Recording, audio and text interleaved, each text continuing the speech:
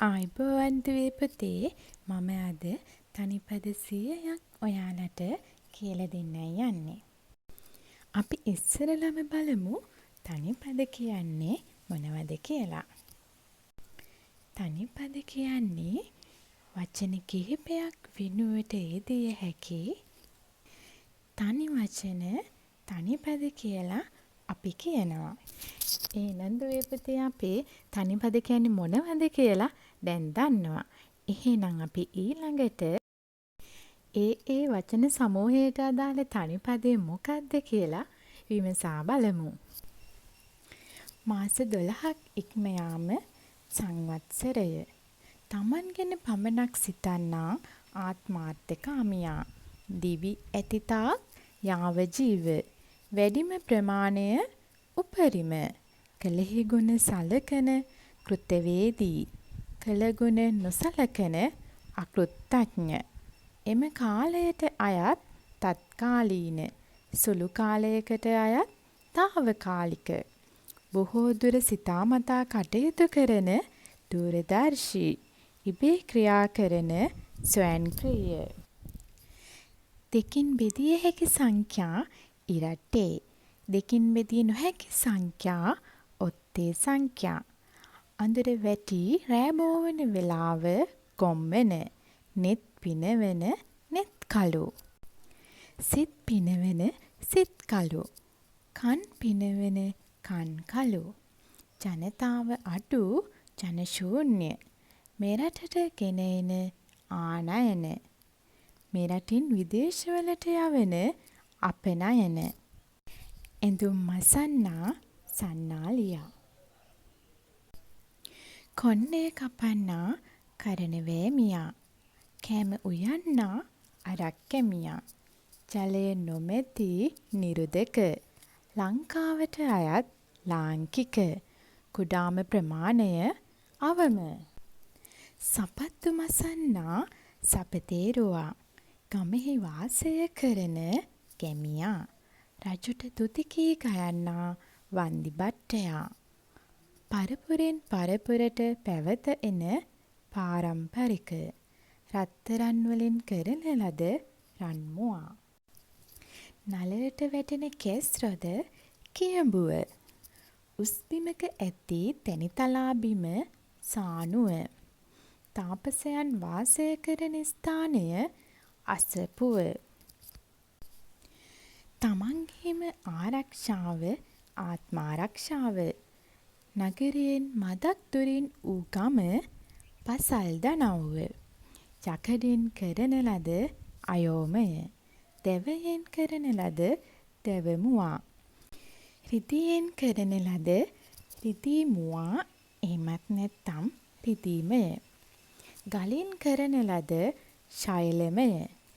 දෑසම නොපෙනෙන තැනැත්තා අන්ධයා. ප්‍රගතියට යාමට කැමැති ප්‍රගතිශීලී. වියදම් අඩු කර ගැනීම අර පිරිමැස්ම. බිය උපදවන සුළු බියකරු. පොත් කියවන අය පාඨකයෝ. සිනාව උපදවන්නා විකටයා. බය උපදවන්නා ඌ බියකරු. නින්දට කැමැති නිද්‍රාශීලී. සමාජයට කැමැති සමාජශීලී. දෛවය ගැන අනාවැකි කියන්නා දෛවඥයා. ඉබේම සිදුවෙන සිදුවීම් ස්වයංසිද්ධී. පවුලක උපන් පළමු දරුවා කුළුඳුල්. විස්තර කැටිකර දැක්වීම සාරාංශය.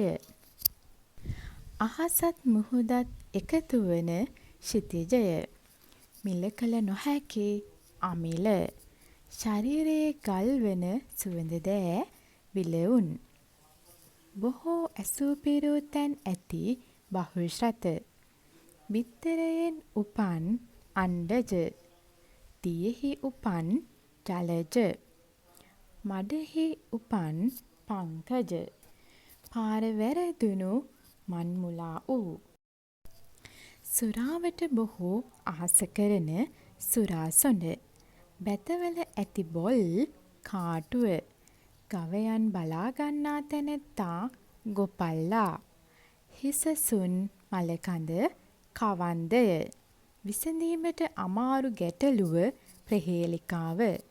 පාර පෙන්වන්නා මාර්ගෝපදේශකයා. රටකින් තවත් රටකට යෑම සංක්‍රමණය.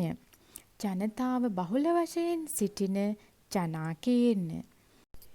යමක් ගැන ගැඹුරින් තොරතුරු සෙවීම ගවේෂණය. සියලුම පක්ෂවලට අයත් සර්වපාක්ෂික. සියලුම ආගම්වලට අයත් සර්වාගමික. නීතියට ගරු කරන නීතිගරුක.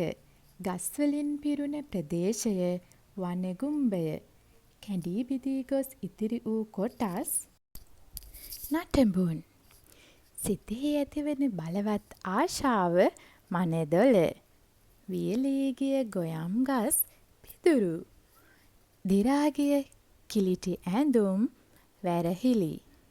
රාත්‍රී කාලයෙහි සැරිසරන නිශාචර. මාර්ගයෙහි ගමන් කරන තැනැත්තා මගියා.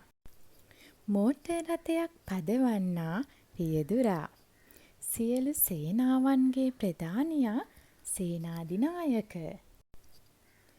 පුස්කොළයේ අකුරු ලිවීමට භාවිත කරන කූර පන්හිඳ.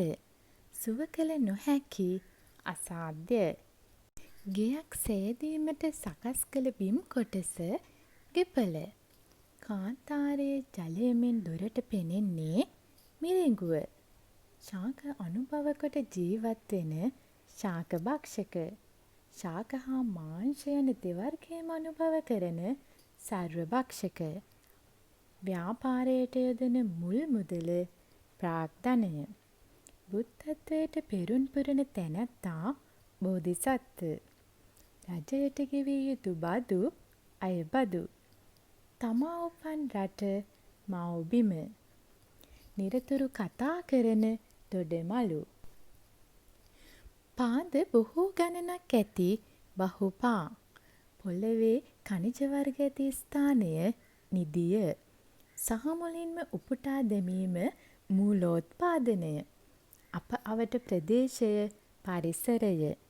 පියා මැරූ තැනැත්තා පීතෘඝාතක. මෑ බෝංචි වර්ග ඇතුළත් ශාක කුලය රනිල. කුමන හෝ ස්ථානයක තනිව හැසිරෙන්නා ඒකචාරියා. ගස මැද තිබෙන තද කොටස අරටුව. කිසියම් ආයුධයක් නැති නිරායුධ. මසුන් අල්ලා මරා ජීවත් වන්නා ධීවරයා. රටක ප්‍රධානතම නගරය අගනුවර. ඉතින් දුවේ පුතේ අද